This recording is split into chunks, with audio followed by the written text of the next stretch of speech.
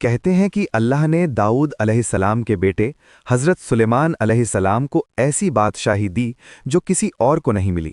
جنات، انسان، ہوائیں اور جانور سب ان کے حکم کے تابعدار تھے۔ ایک دن سلیمان علیہ السلام نے ارادہ کیا کہ وہ بیت المقدس یعنی مسجد الاقصی کو وہ شان دے جو دنیا میں کہیں نہ ہو۔ انہوں نے جنات کو حکم دیا کہ بڑے بڑے پتھروں کو کاٹیں، انہیں دور دور کی کھانوں سے لائیں۔ انسانوں کو حکم دیا کہ ان پتھروں کو جوڑیں، نقاشی کریں، سونے اور چاندی سے سجائیں، اور ہواؤں کو کہا کہ نرماण کی ہر مشکل آسان کر دو۔ عمارت کا ہر حصہ سلیمان علیہ السلام کی دعاؤں اور اللہ کی تقدیر سے چمک رہا تھا۔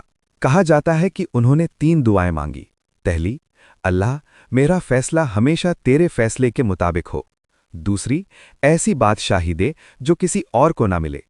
تیسری، جو بھی اس مسجد میں صرف اللہ کے لیے آئے اسے ایسے معاف کر دینا جیسے آج ہی پیدا ہوا ہو۔ اور اللہ نے ان دعاؤں کو قبول کیا۔ لیکن بیت المقدس کا سب سے گہرا راز ان کی وفات سے جڑا ہے۔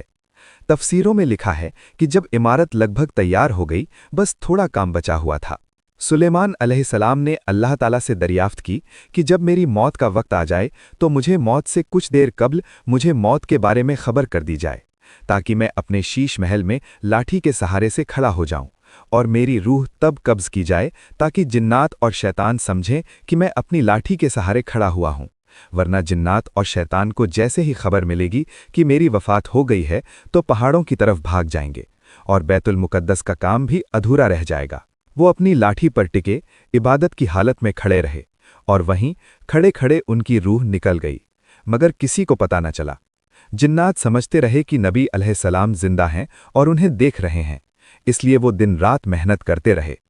وہ اس طرح مہینوں تک کھڑے رہے، اور کسی کو ان کی وفات کا علم تک نہ ہوا۔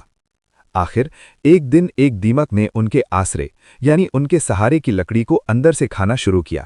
جب لکڑی ٹوٹ کر گر پڑی، سلیمان علیہ السلام کا جسم زمین پر گرا۔ تبھی سب کو معلوم ہوا کہ وہ کب سے اس دنیا میں نہیں رہے۔ جنات اور شیطان پہاڑوں کی طرف بھاگ گئے، اور بیت المقدس کا کام بھی پورا ہو چکا تھا۔ اگر آپ کو میری یہ ویڈیو پسند آئی ہے تو ویڈیو کو لائک کر کے چینل کو سبسکرائب کر لیجئے، اور کمنٹ میں بے شک یا ماشاءاللہ ضرور لکھیے۔